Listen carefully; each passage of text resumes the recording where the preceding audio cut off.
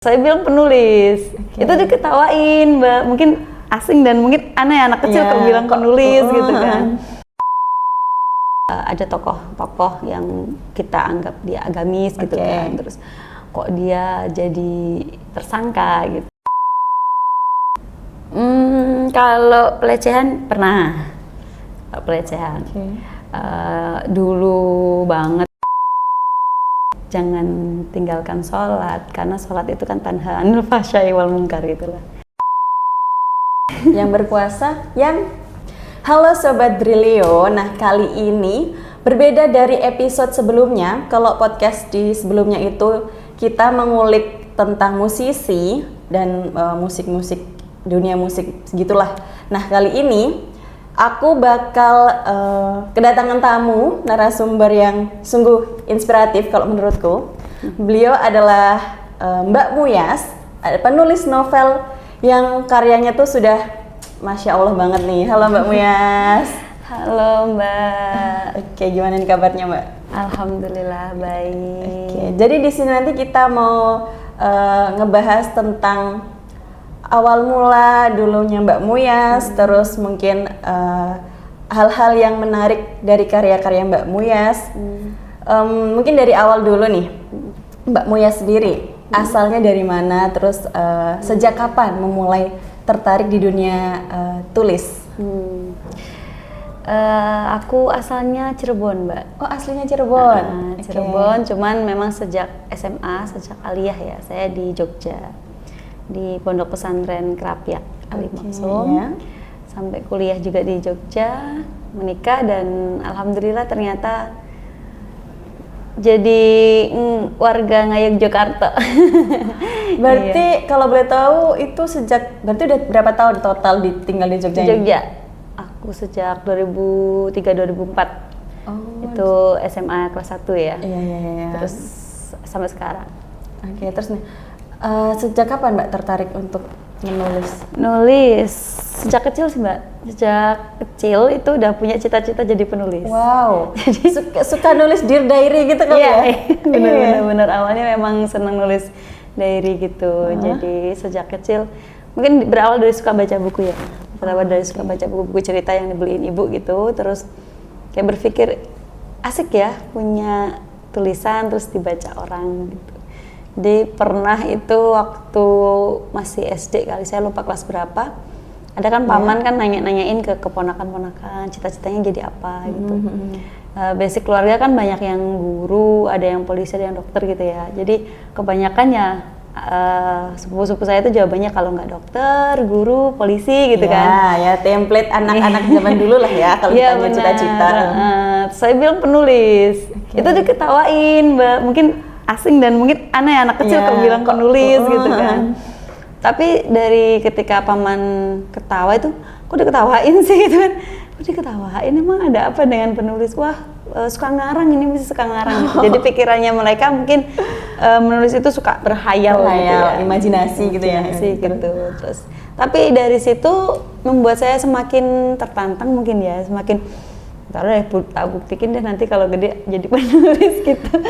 Maksudku dari kecil itu apa triggernya tuh dari baca apa di Bobo atau misalnya atau ada sosok background siapa yang jadi aku pengen jadi beliau nih gitu. Sejak kecil belum cuma kayak belum ke tokoh siapa ya? Gitu. Karena mungkin waktu kecil kan tidak terlalu memperhatikan penulis ya, penulisnya siapa gitu nggak terlalu memperhatikan. Majalah Bobo ya berlangganan, ibu saya berlangganan majalah Bobo dan ya itu cerita-cerita tadi saya mikir kok asik ya ada orang cerita punya cerita terus dibaca orang lain. Nggak cuma buku cerita sih, komik juga suka, Conan gitu, Sanao Yoshitsune. Zaman dulu ya. Generasi ya. Beda. Tapi kayaknya nggak ada One Piece. belum. Oke, terus berarti sering ikut lomba-lomba menulis juga kah dulu waktu kecil? Kalau SD belum, MTS pernah. Jadi MTS pernah ikut lomba nulis puisi gitu. Bahkan pernah puisi berbahasa Arab gitu. Pernah gitu ya, walaupun ya sebisa-bisanya karena kan dulu di pesantren ya Mbak ya. Terus lomba cerpen antar temen kelas sekolah gitu di SMA, dan alhamdulillah ketika MA-nya kan saya di Jogja, dan ketika kelas berapa ya, 2 MA, kalau 1 menjelang kedua MA itu saya ikut ini Mbak, seleksi penulis pelajar SDIY yang diadakan oleh LKIS Jogja. Dan itu alhamdulillah banyak teman kan, nggak cuma dari pesantren gitu. Jadi. Dan di situ alhamdulillah diajarin multikulturalisme juga gitu, karena kan pelajar SDIY ya, jadi ada juga yang memang ada ya, temanku ada yang non muslim, ada ya pokoknya berteman banyak lah. Jadi di situ juga isu toleransi saya belajar gitu, akhirnya semakin semangat untuk menulis. Dan saat itu produknya adalah buletin, namanya buletin coret, yang itu dibagikan ke teman-teman pelajar SDIY juga. Dan dari situ tambah senang lagi nulis. Berarti ini penulisnya ini tipe yang maksudnya kayak cerita fiksi gitu kah, atau kayak jurnalis, atau semuanya diembat aja, sikat aja gitu? Enggak. Dari awal suka fiksi, awalnya suka puisi-puisi, suka cerpen. Kemudian tadi ketika gabung sama komunitas coret, mulai tahu nih cara nulis esai kayak gimana gitu, mencoba nulis. Terus ketika kuliah gitu kan, dulu ya, zaman dulu, mungkin kalau sekarang nggak tahu masih nggak. Dulu kan setiap koran itu kan punya opini. Iya, kolom opini gitu ya. Iya, bahkan ada, kalau di salah satu koran itu kan ada suara mahasiswa gitu kan, yang untuk teman-teman mahasiswa yang saya waktu itu aktif nulis di situ gitu ya. Dan itu berbentuk opini. Jurusannya kalau boleh tahu? Pendidikan Bahasa Arab. Oh, luar biasa. Iya. Dari keluarga juga mensupport Mbak, maksudnya kayak dari kecil tuh udah dikasih buku-buku terus gitu ya berarti ya? Ya, karena suka. Paling ya, walaupun dulu kan nggak berat-berat ya kalau masih kecil ya, bacaannya ya yang suka ya kayak komik, novel. Dulu novel-novel yang sering saya baca ya novel-novel dari forum Lingkar Pena itu. Ada Mbak Asma Nadia, ada Helvitiana Rosa, itu dulu kan novel-novel itu. Karena juga di pesantren terbatas, dulu kan tidak semua pesantren memperbolehkan santrinya baca novel. Jadi memang nggak boleh. Berarti ngumpet-ngumpet gitu atau pas lagi pulang nih? Saya bergabung sama perpustakaan sekolah. Jadi kan bacanya di perpus. Di perpus. Oke, berarti dari situ lomba nulis di kolom opini, terus komunitas itu lalu melalang buana kemana lagi? Enggak sih.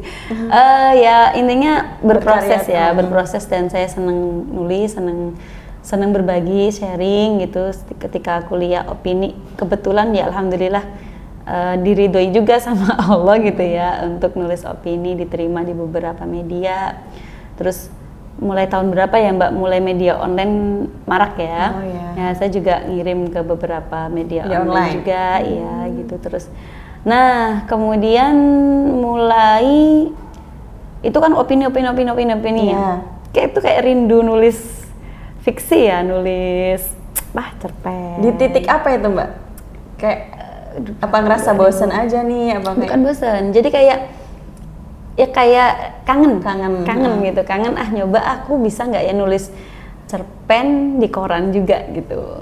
Kan banyakan opini gitu, ternyata lebih sulit. banyak cerpen yang saya kirim mungkin karena tadi ya nggak terlalu asahan potensinya nggak sesering opini waktu itu. Jadi aduh susah banget nih masuk ke koran nih, cerpen saya sering ditolak. Tapi alhamdulillah beberapa kali dimuat juga sih.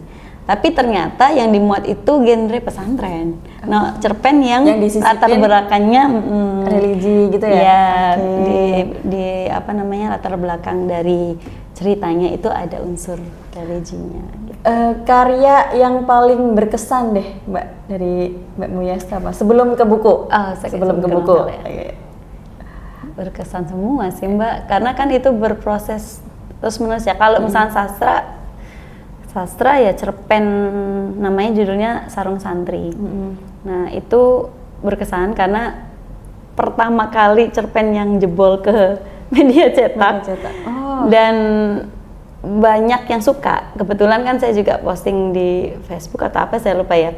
Itu banyak yang suka gitu, teman-teman santri juga banyak yang suka dan katanya pesannya dapet gitu. Padahal itu saya lagi ngeritik koruptor juga sih. Maaf nih karena saya risetnya kurang. Jadi mungkin bisa diceritakan sedikit Mbak yang Sarung Santri itu. Sarung Santri itu nulisnya kalau nggak salah ya Mbak pas Ramadan kayak gini, karena saya mungkin diterima juga karena diterima basic latarnya pesantren ya, karena itu di bulan Ramadan juga. Jadi saat itu tuh ada kasus korupsi yang ternyata melibatkan mungkin istilahnya tuh ada tokoh-tokoh yang kita anggap dia agamis gitu kan, terus kok dia jadi tersangka gitu kan. Nah itu tuh saya kayak pengen bikin cerita supaya teman-teman santri kelak yang punya cita-cita jadi politikus atau jadi pemimpin ya itu jangan sampai lah kayak gitu. Nah saya membuat tokoh namanya Nuzul Quran. Jadi dia santri yang dalam tanda kutip ya teman-temannya itu bilang aneh gitu kan, nyeleneh gitu, karena dia berbeda dengan santri yang lainnya. Dia lebih pendiam tapi sekali dia mempelajari sesuatu dia bisa gitu, cepat gitu ya. Dan dia setiap ulang tahunnya dia di waktu kalau nggak salah sih ya di tanggal Nuzul Quran gitu. Setiap dia ulang tahun terus dia berdoa, aku tahun ini pengen hafal 500 hadis itu benar-benar terjadi gitu. Nah satu lagi tokoh namanya Irul, temennya dia tuh sangat wah gitu nih temenku kok keren banget gitu. Nah tapi saat ulang tahun yang saat itu waktu yang saya tulis di situ, si Nuzul ini nggak minta aneh-aneh, dia cuma minta sarungku biar ketemu gitu. Aku pengen sarungku ketemu. Kok aneh sih, kemarin minta hafal hadis, hafal kitab ini, tapi kok sekarang minta sarungnya ketemu gitu. Iya, karena hilang gitu. Sarung itu sangat berarti gitu. Nah, ternyata terus dia pulang, nggak balik-balik ke pondok, nggak balik-balik ke si temannya Irul ini kan nyari, ini kemana nih temanku ini gitu. Ternyata dia nemuin sarung yang dicari-cari. Nuzul tadi. Nah, terus sarung itu disimpan sama si Irul. Jadi dulu itu Irul pernah punya cita-cita, aku besok pengen jadi pemimpin di negeri ini kayak gitu, menjadi ya pokoknya bisa membangun bangsa gitu. Di Nuzul ya mendoakan ya semoga kamu nanti kelak jadi pemimpin. Ternyata benar itu sebenarnya flashback sih Mbak. Di awalnya tuh si Irul tuh kayak mau ditangkap sama KPK gitu lah. Terus dia nyari sarung, dia ngelihat sarung, dia keingetan cerita masa kecilnya gitu. Nah di situ saya selipkan pesan-pesan makalah-makalah dari Ibnu Athaillah waktu itu saya masukinnya. Dan pesannya ya itu tadi, sarung itu kan ibaratkan sholat gitu ya. Sholat kan kalau cowok pakai sarung ya. Jadi ya jangan tinggalkan sholat, karena sholat itu kan tanha anil fahsya'i wal munkar gitu lah. Kejelekan-kejelekan yang akan terjadi bisa tercegah ketika kita menjaga sholat kita. Itu sih pesannya, cuman dibuat tadi karakter fiksi koruptor gitu ya. Terus kayak berarti ada karya yang lain juga yang menyinggung hal-hal masih isu-isu sosial gitu loh. Iya, kebetulan tulisan-tulisan yang saya sering tulis itu sebenarnya tidak jauh-jauh dari passion saya Mbak. Saya kan pendidikan dan kebetulan suka dengan isu gender. Jadi rata-rata tulisan saya tentang perempuan, tentang pendidikan. Apapun, misalkan aku lagi ngomongin politik gitu ya, mesti saya kaitkan dengan perempuan gitu. Aku lagi ngomongin apa, saya kaitkan dengan pendidikan kayak gitu. Di opini pun seperti itu. Jadi opini-opini yang saya tulis ya pastilah ada kritik dan sebagainya ada. Nah setelah itu baru ke buku nih, buku pertama yang ditulis. Saya sebelum novel itu nulis buku-buku populer juga ya, maksudnya buku populer, buku-buku yang banyak orang apa ya istilahnya tuh buku populer tuh gimana ya Mbak ya? Buku yang tema-temanya ngepop gitu ya. Dulu saya nulis tentang kayak kesalahan pasangan yang baru menikah kayak gitu. Dulu. Dari yang ringan-ringan gitu ya? Ya, jadi triggernya tuh apa Mbak? Maksudnya kenapa akhirnya memutuskan bikin buku? Gitu? Mungkin passion dan tadi Mbak, kayak jalan rezeki juga ya. Jalan rezeki juga. Waktu itu kan saya setelah S1 menikah dan langsung lanjut S2. Betulan terus langsung hamil kan. Yeah. Dan memang ya udah dan kuliah itu dulu jarang sekali ada. Dulu nggak ada LPDP apa tuh belum semarak ini gitu. Jadi kita memang bayar sendiri kuliahnya gitu, nggak dapet beasiswa, jadi ya semangatnya untuk bisa bayar kuliah sih sebenarnya. Tahun berapa itu Mbak? Berarti kira-kira? 2011 kayaknya, 10-11. Oh, karya pertamanya dari 11 atau? Oh, karya antara 2011 2012. Itu proses lagi Mbak. Jadi sepanjang perjalanan kan saya selalu meniatkan diri untuk menimba ilmu ya dimanapun saya berada gitu, baik ketika jalur formal maupun di rumah maupun di masjid gitu kan. Saya di rumah kan dekat sama masjid dan mengelola lembaga pendidikan di situ. Jadi semua saya niatkan belajar. Kebetulan karena kesukaan saya tentang isu pendidikan dan gender, akhirnya saya juga aktif di beberapa kegiatan-kegiatan yang menyuarakan isu gender. Salah satunya adalah komunitas Rahima. Komunitas Rahima itu tentang pemberdayaan perempuan dan kesehatan perempuan. Dan di Rahima ini kemudian menjadi salah satu ormas yang LSM ya, yang menjadi ide untuk mengadakan Kongres Ulama Perempuan Indonesia. Oh, di Jogja ya? Pertama kali di Cirebon, 2017. Okay. Nah, dari situ, dari Kongres Ulama Perempuan Indonesia menghasilkan tiga isu penting yang harus direspon oleh ulama-ulama perempuan. Yang pertama adalah pencegahan kekerasan seksual, stop kekerasan seksual ya. Yang kedua adalah pernikahan anak, pencegahan untuk pernikahan anak, dan yang ketiga adalah lingkungan, isu lingkungan. Nah, saya waktu acara KUPI, kita nyebutnya KUPI, Kongres Ulama Perempuan Indonesia, itu saya melihat banyak sekali ulama-ulama perempuan yang keren-keren gitu loh Mbak, yang luar biasa peran-perannya di masyarakat. Bagaimana kita kan seringnya taunya tuh sosok kiainya ya, tapi ternyata Bunyai ini punya peran penting untuk masyarakat. Nah, di situ saya terus kayak berpikir, apa ya yang bisa saya lakukan untuk ikut serta menyuarakan tiga isu ini, atau minimal salah satunya deh gitu. Dan ternyata yang terbesit di pikiran saya adalah sastra. Bagaimana sastra bisa dalam tanda kutip ya mengkritik atau menyinggung atau apapun, tema apapun gitu ya, tapi dikemas dengan cerita, dengan kisah, dengan bahasa yang indah gitu, sehingga masuk siapapun bisa membaca. Kalau misalnya kita nulis di jurnal kan belum tentu orang bisa baca jurnal ya kalau nggak akademisi, atau kita nulis di majalah belum tentu orang punya majalah itu gitu. Tapi kalau kita nulis kisah gitu, entah jadi novel, entah jadi web gitu ya, apa namanya istilahnya, novel web itu, web series gitu.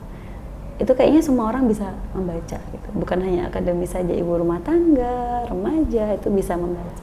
Akhirnya saya memilih untuk oke deh, aku akan menyuarakan isu kekerasan seksual dalam bentuk novel. Oke, fokusnya di situ ya, di kekerasan. Kemudian akhirnya saya memutuskan diri untuk kayaknya terusnya saya nulisnya novel-novel gitu. Menarik. Soalnya kalau di zaman sekarang kan, maksudnya isu-isu tersebut kan marak banget kan Mbak? Iya, betul sekali. Terus kayak kita sebagai perempuan kan kadang takut untuk speak up nih. Betul. Tentang apa yang misal pengalaman yang terjadi, kayak nanti takutnya dijudge gitu kan, kayak nanti jadi kok kita jadi yang kena pressure-nya, jadi korban malah disalahkan. Gitu-gitu, banyak banget ya. Terus akhirnya apa Mbak yang tercetus? Maksudnya buku yang mengisahkan hal tersebut pula atau? Betul. Karena saya mengambil salah satu tema dari 3 kupi tadi ya, yaitu tentang kekerasan seksual. Akhirnya kan otomatis saya harus berpikir nih, kisah apa yang akan saya angkat. Iya. Dan mungkin ini sudah ditakdirkan gitu ya. Jadi dilalah ada kasus Mbak di salah satu. Jadi gini, saya ngobrol sama teman, sama-sama guru gitu teman. Terus dia cerita kalau di sekolahannya dia ada siswi yang hamil di luar nikah dan dikeluarkan gitu. Terus saya kan nanya, hamilnya ini karena diperkosa atau melakukan zina gitu ya, atau karena pergaulan gitu. Dia nggak tahu gitu kan, nggak tahu. Tapi katanya sih pacaran gitu. Dan pacarnya siapa? Ya kan diskusinya lanjut nih. Panjang. Pacarnya ya temennya sendiri lah. Yang temennya sendiri ini, yang cowok ini dikeluarkan apa enggak? Enggak ibu gitu kan. Loh kok enggak? Karena nggak ada bukti. Karena nggak ngaku, karena nggak ada bukti, jadi nggak dikeluarkan. Si ceweknya aja nih malahan. Itu kan saya terus, kok bisa kayak gitu kan dia kan guru PAI teman saya itu. Kamu harus ini dong gitu. Mencari tahu nih kalau memang itu ada paksaan dalam walaupun dia pacaran, mungkin saja ada kekerasan dalam pacaran gitu, dan itu harus diusut, jangan dibiarkan. Masa hanya perempuannya, alasannya apa kok perempuannya dikeluarkan? Alasannya ya klasik sekali Mbak, alasannya biar nggak tercemar nama baik sekolah, jadi ya terus dikeluarkan. Padahal itu kelas 3 MA yang saat itu kan masih ada ujian nasional. Saat itu masih ada ujian nasional. Ya tinggal ujian nasional, tinggal beberapa minggu itu ujian nasional. Tapi dari pihak keluarga yang cewek korban? Ya, saya nggak tahu, saya nggak tahu lebih jauh terkait itu. Tapi ini saya agak berdebat sama teman saya itu, dan waktu itu saya bilang, kamu dong, ayo dong bersuara dong gitu, jangan diputus haknya lah, minimal dia boleh ikut ujian dulu kayak gitu. Tapi tetap sekolahnya itu nggak bisa. Dan teman saya bilang, wah saya nggak bisa ngapa-ngapain Bu, saya cuma guru honorer gitu. Nah, statement teman saya ini, itu saya masukkan dalam satu tokoh di novel saya itu, bahwa ada guru yang ya nggak bisa berbuat apa-apa karena dia hanya guru honorer. Itu yang berkuasa, yang memimpin. Yang memimpin. Harusnya pemimpin melindungi, bukan menguasai. Ya. Nah itu dari situ Mbak, saya akhirnya itu ide cerita, wah kayaknya ini bagus nih diangkat gitu. Ada perempuan mau ujian, dia hamil di luar nikah, terus dikeluarkan dengan alasan bakal mempermalukan nama baik sekolah dan sebagainya. Maaf, itu tahun berapa Mbak berarti? 2017 akhir kalau nggak salah, dapat ceritanya dapat ceritanya dari 2017 akhir. Terus saya berpikir, kayaknya penting gitu. Dan alhamdulillah kebetulan saat itu juga saya dapat beasiswa short course ke Australia gitu kan. Dan itu membuat saya semakin yakin pengen ngangkat, karena waktu itu kita kan di Australia kita keliling ke beberapa ormas di sana dan juga ke beberapa lembaga termasuk pemerintahan. Dan saya waktu itu menanyakan hal yang sama, jika di Australia ada kasus seperti ini bagaimana gitu. Nah, saya dapat insight betul jawabannya kayak gini. Nah, itu kejahatan gitu. Itu kejahatan. Kenapa? Karena anak ini di bawah umur gitu. Anak-anak ini masih anak-anak, katakanlah remaja, itu kan belum dewasa ya, dia belum 17 tahun. Iya. Mungkin ya udah 17 tahun lah. Tapi kan dia masih sekolah. Gitu. Jadi itu kejahatan harus dituntas, diusut gitu. Tidak boleh kita mengeluarkan itu. Nah, di situ kan terus jadi highlight-nya saya ya. Wah, ini saya harus mengisahkan tentang bagaimana seharusnya memperlakukan perempuan yang mungkin hamil masih sekolah gitu ya, hamil di luar nikah. Apa yang harus dilakukan sekolah, apa yang harus dilakukan orang tua, apa yang harus dilakukan masyarakat.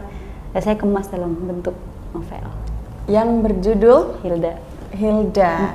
Berarti ada bukunya Mbak di bawah? Tebal sekali yang ini. Ini dia. Jadi ide dari 2017 sampai saya menggodok lagi, karena mungkin teman-teman udah ada yang tahu ya kisah ini. Ini berarti terbitnya tahun 2000? Terbitnya 2020 sebenarnya. Terus kemudian diterbit ulang lagi di 2021. Hilda, Cinta, Luka, dan Perjuangan. Diangkat, ini berarti real story dong, Mbak? Ide cerita Ide awalnya, ceritanya ya. awalnya ya. Tapi saya nggak cerita, nggak real story-nya. Tapi banyak yang sama Mengalami, nasibnya. relate.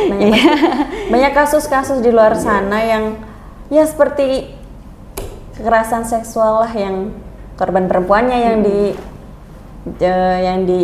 Ya ini juga gitu Mbak, Hilda disalahkan. Dikeluarkan, akhirnya sampai nggak kuat keluarganya, mereka pindah dari, ya seperti itu perjuangannya. Ini berarti udah didistribusikannya di mana aja sih, Mbak? Maksudnya kayak Gramet gitu? Gramet ada. Gramet ada gitu ya? Oke. Online ada di Ipusnas juga udah ada. Kalau mau baca online-nya nggak usah beli gitu, bisa di perpustakaan. Bisa dibaca by mobile gitu ya? Bisa. Mobile phone. Oke. Dari sini saya ketemu banyak teman-teman yang saya nggak kenal gitu. Awalnya saya nggak kenal, terus dia DM, terus dia cerita bahwa senang sekali bisa saya menulis ini gitu. Banyak yang meneliti jadi skripsi juga Mbak. Ada yang meneliti jadi salah satu disertasi, dosen UIN Jakarta kayaknya juga salah satu, karena saya diwawancarai gitu. Objek penelitiannya novel Hilda ini. Prosesnya Mbak, untuk prosesnya sendiri berapa lama nih Mbak? Karena gimana ya, saya harus kuat secara literer, karena ini kan lagi ngomongin kekerasan seksual. Aduh, saya kok ngerasa dalam banget nih.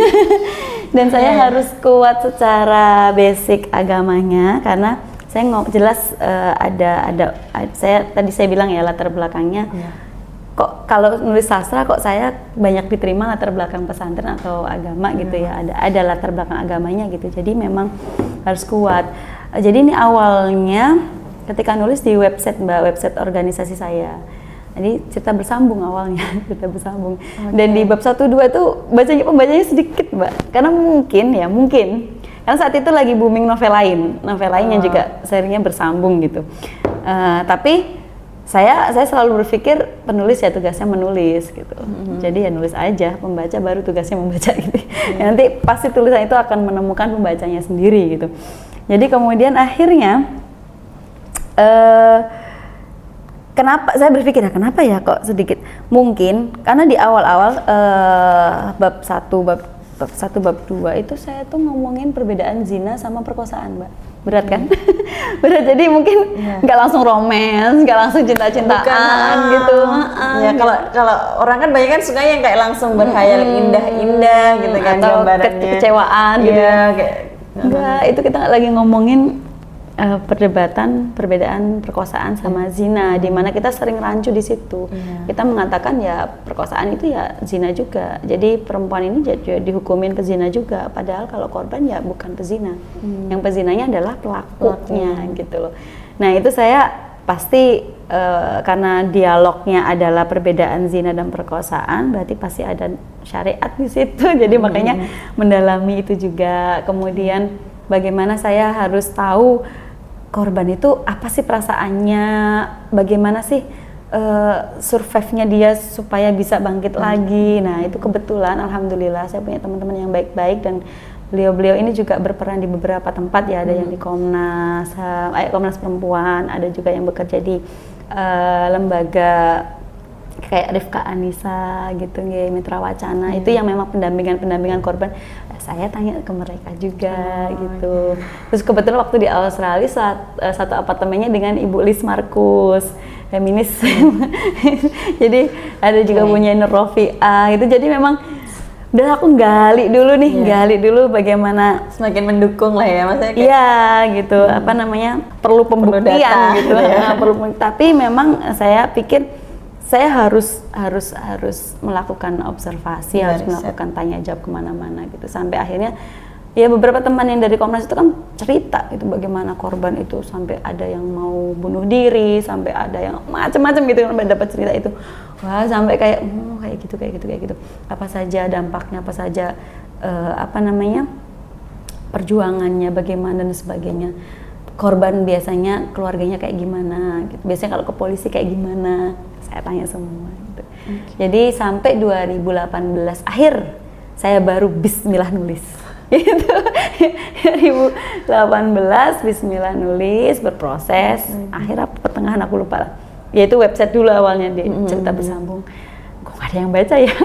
Apa karena susah atau berat gitu ya? Karena Pak Joni Aryadinata, sastrawan ya yang dari Jogja, kan beliau pernah membedah novel ini, membedah.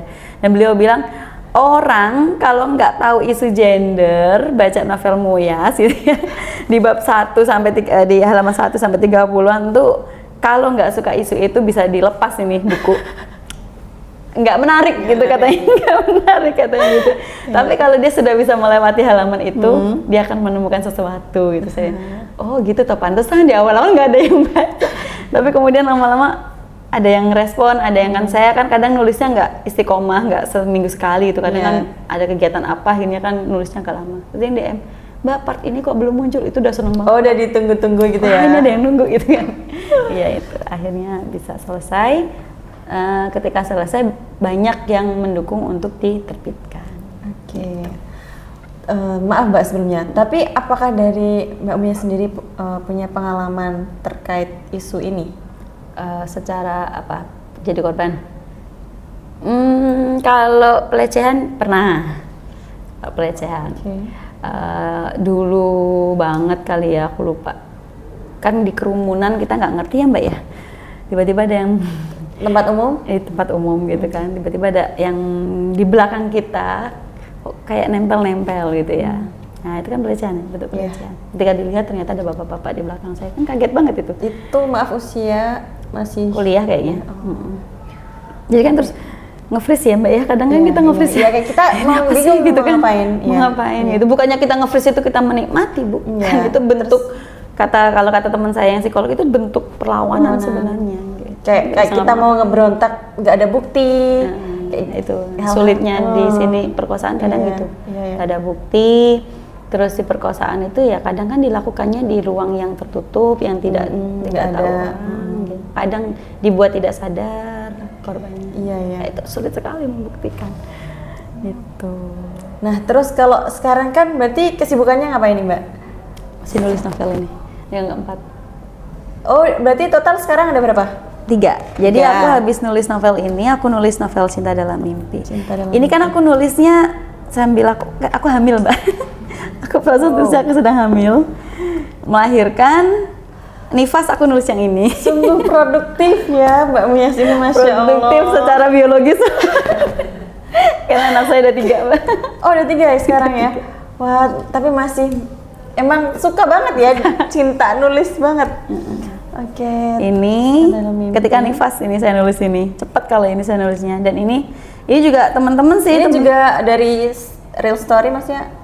Atau nggak real story, cuman memang pasti ya ide cerita dari fenomena, dari kisah yang ada di kehidupan kita sehari-hari gitu. Nah kalau ini memang remaja banget sih, kayak Melansatin ringan gitu ya? Ringan, tapi memang kalau ini isu pernikahan anak. Jadi saya ada anak yang pengen sekolah, orang tuanya nggak mampu, maunya dinikahkan gitu, terus ada yang menyelamatkan kayak gitu.